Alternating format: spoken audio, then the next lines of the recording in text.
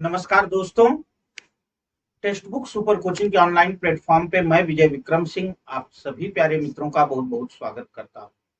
आप सभी भाई बहनों को गुड इवनिंग, शुभ संध्या।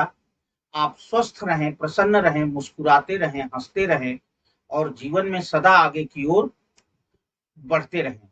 आप सभी को बहुत बहुत आभार। और देखिए अभी जैसे मैंने देखा गोपाल सिंह कह रहे हैं गुरुजी 6 से 7 कर। देखिए बेटे, एक्चुअली है क्या मेरे दोस्त, मैं आपको बताऊं, सभी अध्यापकों की क्लासेस फिक्स है। तो भाई अब किसी के समय को तो किसी के अनुसार कर पाना बड़ा जटिल काम है, इसलिए मैं आपसे ये कह रहा हूँ। ठीक है। और बाकी जो है सभी लोग हमारे पलामू टाइगर जी भी आ गए, एके त्यागी जी भी, एके टारगेट क्या लिखा आपने टीचिंग, राधिका जी भी हैं, गोपाल जी भी हैं। तो कुछ बच्चे जुड़ चुके हैं और बच्चे धीरे धीरे जुड़ रहे हैं। तो दूसरे जो है ठीक है 7 बजे का कोई बात नहीं। सब सब देखो, समय सब ठीक है बेटा, समय सब सही है। जब आप लोग जुड़ जाइए बस वही जो है सही है। ठीक है। हम बिल्कुल गोपाल जी, हम एकदम अच्छे हैं। और आइए शुरू करते हैं। हाँ, देखो बेटा, आपको मैं एक एक बात बताऊं। यहाँ देखने का फायदा अलग है। यहाँ हर चीज आप एक एक चीज समझते हो, इसलिए यहाँ देखने का फायदा अलग है। चलिए, हम आपका समय नहीं लेंगे। पहला क्वेश्चन आपके सामने, हमने बताया कि आप सीटेट की परीक्षा के लिए बड़ा ही पहला चैप्टर बड़ा ही इंपॉर्टेंट होता है, बड़ा ही महत्वपूर्ण होता है। और इससे जरूर एक आध प्रश्न पूछ लिया जाता है। तो आइए इन प्रश्नों के क्रम में हम धीरे धीरे आपको एक एक कॉन्सेप्ट समझाते रहेंगे। और हाँ, एक चीज और ध्यान रखिएगा बेटे कि एक जो हमारी क्लास होती है जिसे मास्टर क्लास कहते हैं, वो क्लास 6 बजे से होती है और 6:30 बजे तक, और वो क्लास ऐप पर होती है। तो आप सभी भाई बहनों से एक रिक्वेस्ट है कि जिन्होंने भी अभी तक टेस्ट जो है टेक्स्ट बुक सुपर कोचिंग का ऐप डाउनलोड नहीं किया है, वो सारे लोग ऐप डाउनलोड कर लें। और ऐप डाउनलोड करके आप लोग आ जाएं जो है 6 बजे से ऐप पर। और वहां भी बहुत जोर की बात होती है। हाँ, वेरी गुड आरती जी, वेरी गुड। हाँ हाँ। तो नहीं ऋचा जी, देखिए हम कहीं गायब नहीं हुए हैं। बस थोड़ा सा जो है कई बार जो है प्लेटफॉर्म बदल जाने पर थोड़ी सी समस्या तो होती ही है। बट अब आप लोग जान रहे हैं और दूसरे बच्चों को बता दीजिए, उनको यहाँ जोड़िए, ले आइए उनको यहाँ। तो चलिए बिल्कुल शुरू करते हैं। पहला प्रश्न, अच्छा मैं चाहता हूं कि ज्यादा से ज्यादा भाई बहन प्रश्नों का उत्तर देते रहें और शेयर करते रहें सेशन को। जब भी बीच में मौका मिले शेयर कर दीजिए, शेयर कर दीजिए। क्यों? देखिए, जहां भी आप शेयर करते जाओगे ना, हर जगह कुछ कुछ बच्चे जुड़ते चले जाएंगे। तो आइए शुरू करते हैं। कह रहे हैं इनमें से कौन सा पश्च स्वर है। देखो बेटे, ये एक वर्णमाला का बड़ा ही जोरदार क्वेश्चन होता है, बहुत ही जोरदार क्वेश्चन होता है। और मैं एक ट्रिक इसका बता देता हूं। हाँ, बिल्कुल गोपाल जी, गुरु बिल्कुल मुझे पता है, तभी आप लोगों की बदौलत ही तो गुरुदेव यहाँ तक आए हैं। और किसकी बदौलत आए हैं? तो ठीक है, तो चलो इसका एक बहुत जोरदार ट्रिक है, मैं आपको ट्रिक देता हूं, नोट कर लेना। देखो, कार्य कौन सा स्वर पश्च स्वर है। पहली बात ध्यान रखना बेटे कि ये जो स्थिति बनती है, ये जिह्वा के आधार पर होती है। किस आधार पर होती है? सबसे पहले ये ध्यान रखना, ये जिह्वा के आधार पर होती है, नंबर एक। नंबर दो, ये हमारी जिह्वा है, ये हमारी जिह्वा का सबसे आगे वाला भाग है, नुकीला, जो थोड़ा सा आगे नुकीला, ये वाला भाग, ये जिसे अग्रभाग कहते हैं। ये हमारी जिह्वा का बीच का भाग है, जिसे मध्य भाग कहते हैं। और ये हमारी जिह्वा का पीछे का भाग है, जिसे पश्च भाग कहते हैं। आगे वाले भाग से जो स्वर उच्चरित होते हैं उन्हें अग्र स्वर कहते हैं। मध्य वाले भाग से जो स्वर उच्चरित होते हैं उन्हें मध्य स्वर कहते हैं। और पीछे वाले भाग से जो स्वर उच्चरित होते हैं उन्हें पश्च स्वर कहते हैं। तो जिह्वा की उच्चारण स्थिति के आधार पर स्वर के कितने भेद हैं? 3। आपसे पूछा जा सकता है कि जिह्वा की उच्चारण स्थिति के आधार पर स्वर के कितने भेद हैं? 3 भेद हैं, अग्र स्वर, मध्य स्वर, पश्च स्वर। अब अग्र स्वर कौन से हैं, तो इसका एक ट्रिक ले लो बेटा, बहुत जोर का ट्रिक है, कुछ बच्चे लिख भी रहे थे जो पुराने हमारे विद्यार्थी हैं। आओ उल्लू पीछे पीछे, अ को छोड़ो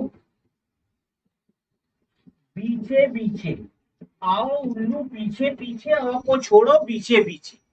ठीक है। हाँ सुमन जी प्रणाम, रतिपाल जी गुड इवनिंग। तो अब यहाँ क्या कर रहे हैं बेटे, देखो इसमें पहले जितने भी स्वर हैं उनको अंडरलाइन करो। स्वर है आ ओ उ अ। आओ, आ का मतलब हो गया ओ उ, ठीक, आ ओ उ, कहा, पहले यहां से उठाओ, अ को छोड़ो बीचे बीचे, बीचे माने मध्य, बीचे माने मध्य, मतलब अ कैसा स्वर है, अमध्य स्वर है, अ कैसा स्वर है, अमध्य स्वर है, तो अ को उठा करके मध्य में रख दो। अब क्या करें, आओ उल्लू पीछे पीछे, मतलब जो एक है उसका छोटा आया है तो बड़ा भी आएगा, तो आ मतलब तो केवल आ रहेगा, क्यों, क्योंकि आ नहीं होगा, अ ऑलरेडी मध्य में जा चुका है। लेकिन ओ का मतलब ओ औ दोनों, ध्यान रखना बेटे, और छोटा ऊ का मतलब छोटा ऊ बड़ा ऊ दोनों। ये कहा है पीछे पीछे माने पश्च स्वर। तो देखो कितना आसान हो गया ना, इससे सब निकल गया। थोड़ा इसे व्यवस्थित करके लिखे तो आ, छोटा ऊ, बड़ा ऊ, ओ औ, ये हमारे पश्च स्वर हो गए, और जो शेष बचे वो अग्रस्वर हो गए। तो बचा कौन बेटा, बचा हमारा छोटी ई बड़ी ई ए ऐ, ये अग्रस्वर। देखो कितना आसान निकल गया। आ छोटा ऊ बड़ा ऊ ओ पश्च स्वर, अ मध्य स्वर, छोटी ई बड़ी ई है अग्रस्वर, एकदम क्लियर। और इसमें अब हमें क्या पश्च स्वर बताना है, तो हम देख रहे हैं आ पश्च स्वर है, ठीक है। ये दोनों हमारे क्या है बेटे, अभी हमने देखा ये दोनों हमारे अग्रस्वर हैं, और ये हमारा क्या है, ये एकमात्र मध्य स्वर है, ये एकमात्र मध्य स्वर है। क्लियर, सबको क्लियर। अब ये कॉन्सेप्ट कभी मिस नहीं करेगा, कभी मिस नहीं करेगा ना। चलो नेक्स्ट पर चलते हैं बेटे, अगला क्वेश्चन लेते हैं। कह रहे हैं भाषा की सार्थक लघुत्तम इकाई। देखो जो बच्चे पुराने हाँ मैं फरहान जी बहुत अच्छा हूँ, बहुत अच्छा हूँ। और आप लोग भी आई होप अच्छे हो। हाँ गर्मी का थोड़ा सा मामला बढ़ रहा है। हाँ हाँ हाँ, मध्य में केवल अ होता है, ध्यान रखना बेटे। हाँ मध्य में केवल अ होता है। भाषा की सार्थक लघुत्तम इकाई, मेरे प्यारे बच्चे, बहुत ही प्यारे बच्चे, नोट करना, यहां से 3 क्वेश्चन बनते हैं, 3 क्वेश्चन, ध्यान रखना बेटा, 3 क्वेश्चन। नंबर 1, भाषा की लघुत्तम इकाई, भाषा की लघुत्तम इकाई, ये है वर्ण या ध्वनि।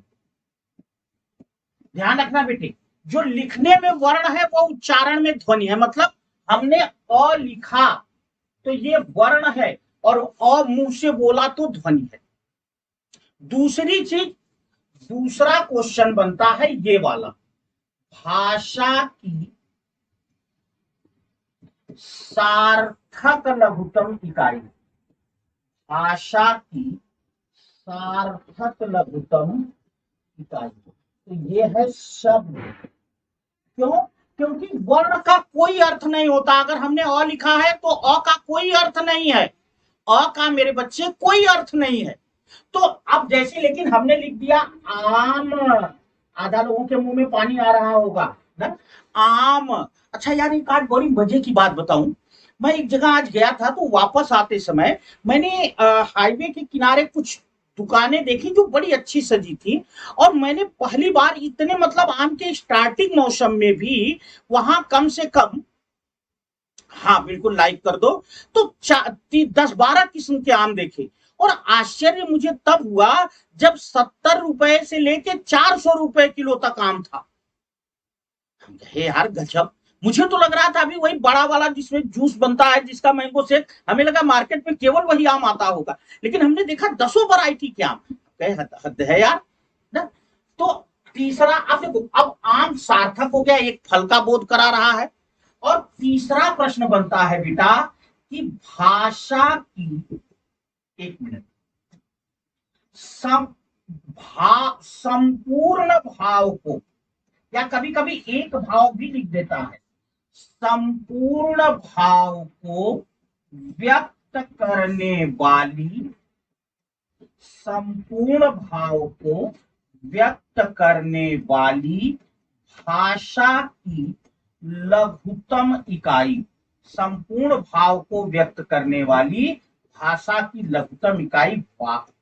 देखो, अब शब्द से केवल एक शब्द का बोध होता है, लेकिन इससे पूरा भाव, जैसे राम आम खाता है, राम आम खाता, अब इससे एक पूरा भाव व्यक्त हो गया कि राम के द्वारा आम खाया जा रहा है। हाँ, फरहानूर जी बिल्कुल तेज पढ़ाएंगे, लेकिन मेरी एक शर्त है कि जो चीज पढ़ाएंगे उसे समझाते चलेंगे मेरे बच्चे, ठीक है? चलो, तो समझ गए। तो भाषा की सबसे सार्थक लघुतम इकाई शब्द। वाक्य कब होगा? संपूर्ण भाव को व्यक्त करने वाली। वर्ण कब होगा? तीन प्रश्न क्लियर हुए, ठीक है? चलो अगला, इनमें से कौन अयोगवाह है? इनमें से कौन अयोगवाह है? देखो बेटे, आप लोग ध्यान रखना, अधन योग धन वाह, अ माने नहीं, योग का मतलब जोड़, वाह का मतलब वहन करना। मतलब जोड़ का मतलब यहाँ क्या है? जोड़ का मतलब है एक तो स्वर से जुड़ना, दूसरा मेरे बच्चे व्यंजन से जुड़ना। तो ध्यान रखना मेरे प्यारे बच्चे, क्या जो न तो स्वर के जोड़ को वहन करते हैं, न व्यंजन के जोड़ को वहन करते हैं, अर्थात जो न तो स्वर होते हैं न तो व्यंजन होते हैं, उन्हें अयोगवाह कहते हैं। और अंग अह, ध्यान रखना, आह नहीं अह, ठीक है? और याद रखना, इसे कहते हैं अनुस्वार। क्या कहते हैं? अनुस्वार। और इसे कहते हैं विसर्ग। कई बार डायरेक्ट बड़ा सरल सा पूछ लेता है, इसे कहते क्या है? तो इसे अनुस्वार कहते हैं, इसे विसर्ग कहते हैं। और अनुस्वार और विसर्ग अयोगवाह होते हैं, ठीक है बेटा? एक दो क्वेश्चन आपको और बताऊं, क्या अयोगवाह नाम किसने दिया? तो ये नाम दिया किशोरी दास वाजपेयी ने। किसने नाम दिया बेटा? किशोरी दास वाजपेयी। इनकी पुस्तक का नाम क्या है? हिंदी शब्दानुशासन। हिंदी शब्दानु, क्लियर? कई क्वेश्चन हो गए। आवाज स्लो आ रही है? हाँ, अगला बेटा,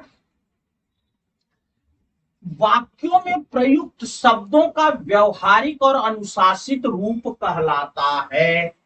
क्या कह रहे हैं? वाक्यों में, बहुत अच्छा क्वेश्चन, मैं देखूं इसका उत्तर कौन देता है। बहुत बढ़िया क्वेश्चन है बेटे। वाक्यों में प्रयुक्त शब्दों का थोड़ा सा जो, हाँ, हिंदी शब्दानुशासन, बिल्कुल, जो थोड़ा सा दिमाग लगाएगा वो ऊपर वाली लाइन से पकड़ लेगा खेला। वाक्यों में प्रयुक्त शब्दों का व्यवहारिक और अनुशासित रूप क्या कहलाता है?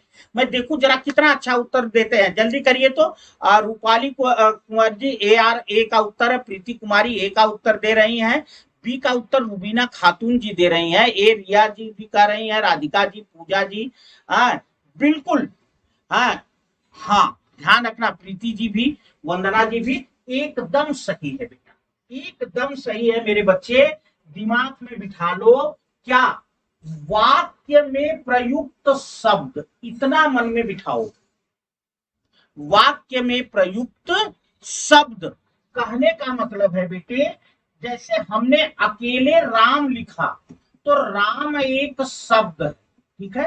लेकिन अगर हमने लिख दिया राम जाता है, तो राम क्या है? राम एक पद है। तो ये चीज ध्यान रखना, ये अंतर है।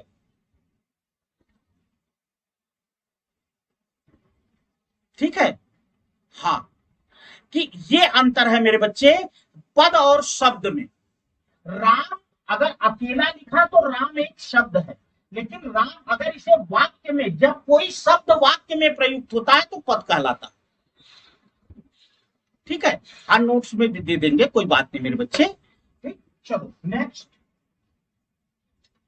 किसमें तालव्य ध्वनियों का प्रयोग हुआ है?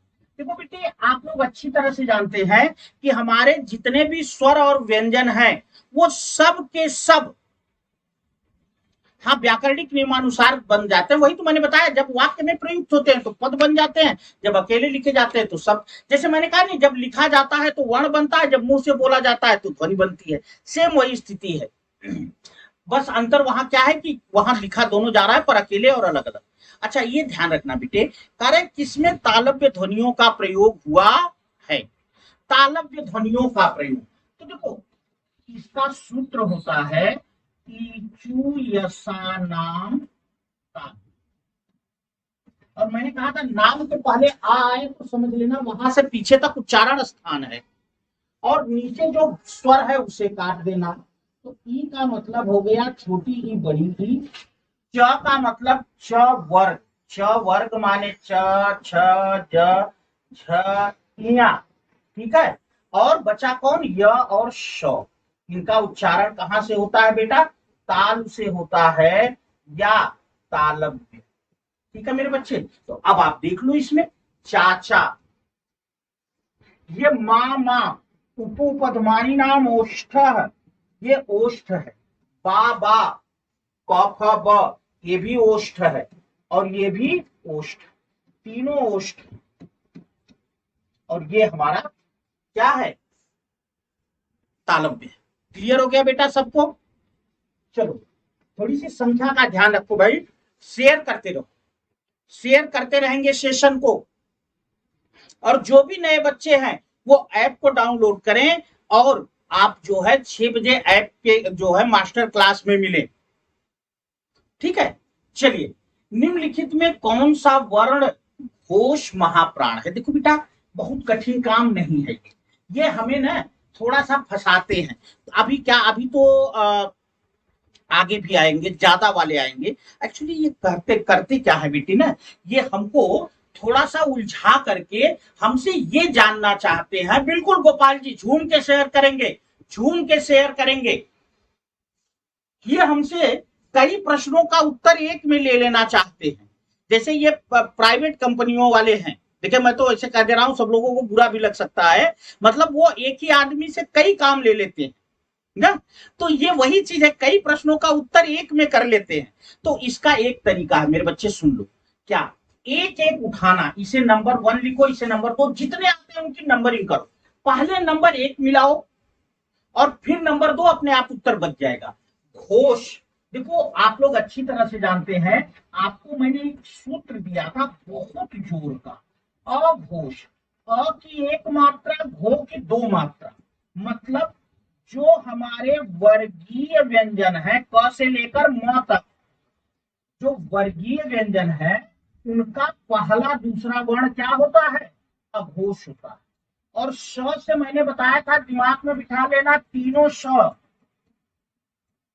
मतलब वर्गीय व्यंजनों का पहला दूसरा वर्ण ना, और तीनों श अघोष होते हैं।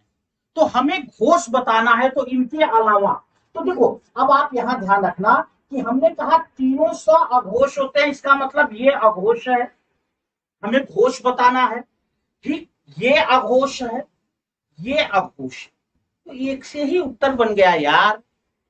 तो भैया पुष्पा जी किस भाषा में लिख रहे हैं? राधिका जी, ये नीचे कौन सी भाषा है? ये कट्टा बंदूक वाली बनी है क्या है? पिपीरी बनी है क्या? बनी है ये ना? हाँ, ये कौन सी भाषा है? तो एक से ही उत्तर चल गया, काम हो गया बेटा, क्लियर? चलो नेक्स्ट क्वेश्चन, हिंदी की मूर्धन्य ध्वनियां कौन है? मूर्धन्य ध्वनियां हिंदी की कौन सी हैं? तो ध्यान देना, एक बात ध्यान में रखना बेटे कि मूर्धन्य ध्वनियां वे हैं, पूछा जा सकता है, जिनका उच्चारण कहां से होता है? मूर्धा से होता है। मूर्धन्य ध्वनियां कौन है? जिनका उच्चारण कहां से होता है? मूर्धा से।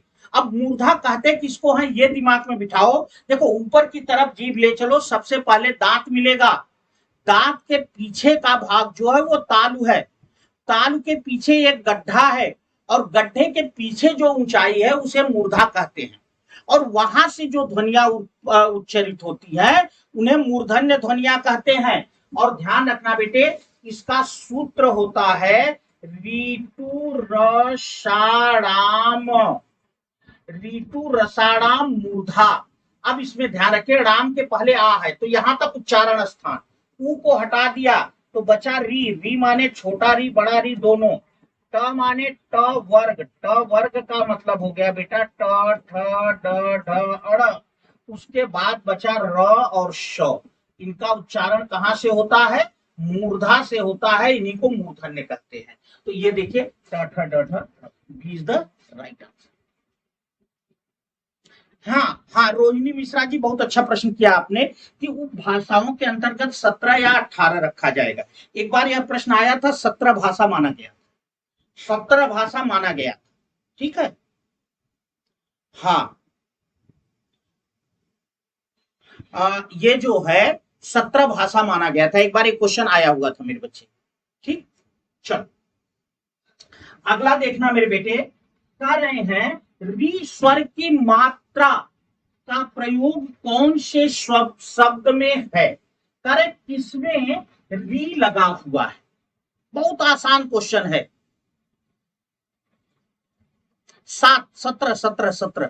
17 देखो हम बताएं आपको, जब थोड़ा सा हम भाषा वाले पर चलेंगे ना, बिहार का विज्ञापन आ जाने दो, जब वहां भाषा विज्ञान पढ़ाएंगे तो ये चीजें एकदम क्लियर बताएंगे, 17 कैसे करना, 18 कैसे करना। चलो, कर री स्वर की मात्रा का प्रयोग कौन से शब्द में है?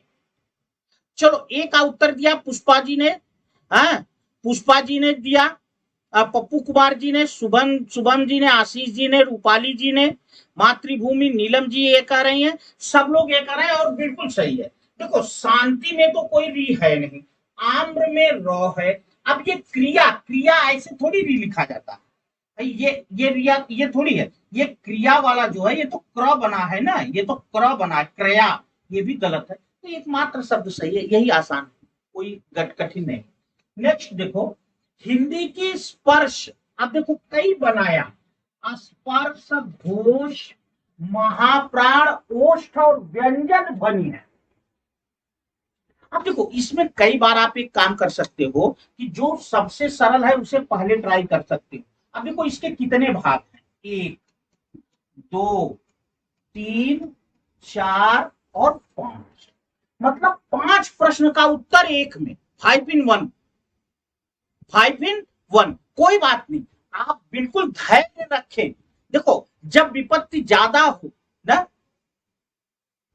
नहीं आशीष जी अब यही क्लास लेते हैं, तो जो है जब विपत्ति ज्यादा हो तो जो है धीरे धीरे करके जो है काम चलाया जाना चाहिए। तो पहले मैंने आपसे बताया था एक एक करके उत्तर लीजिए, ठीक है। ध्यान रखो बेटा, स्पर्श, अब इसमें देखो कि हमें पता है क से लेकर म तक ये जो 25 व्यंजन है यही स्पर्श है। तो स ख श ह ये हमारा आ जाता है ऊष्म में, एक तो कट गया, एक उत्तर कट गया, क्लियर हो गया, ठीक। दूसरा क्या है, दूसरा जो है घोष, घोष में मैंने अभी आपको बताया कि वर्गीय व्यंजनों का पहला दूसरा वर्ण और तीनों श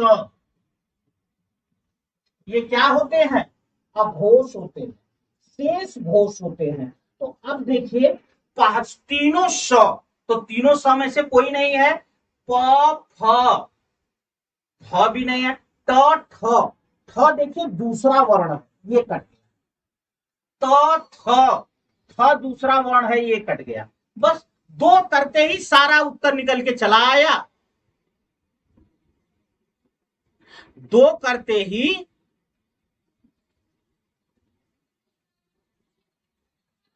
ठीक है, ये दो करते ही उत्तर निकलकर चला आया। क्लियर? ठीक है। देखो बेटा मैं आपको एक बात बताऊं, कोई बात नहीं, सुनो। ये समस्या जिंदगी में यहां नहीं आएगी, हर जगह आएगी, हर जगह आएगी।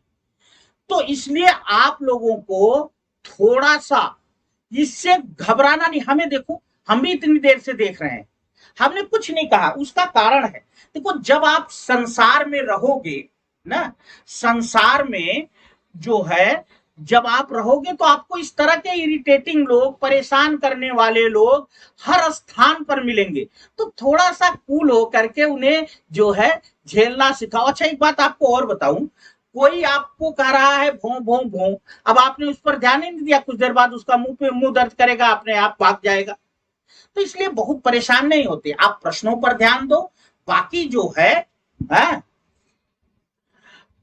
बाकी तमाम लोग आ जाते हैं। देखो बेटा आप जान रहे हो, तो है तमाम लोग आ जाते हैं इस तरह के, और ये काम हम कभी नहीं करना चाहते। मैं आपको ये भी बता दूं, हम ये काम कभी नहीं करना चाहते कि हमें जो है किसी बच्चे के साथ कुछ गलत करना पड़े, उसे ब्लॉक करना पड़े या कुछ।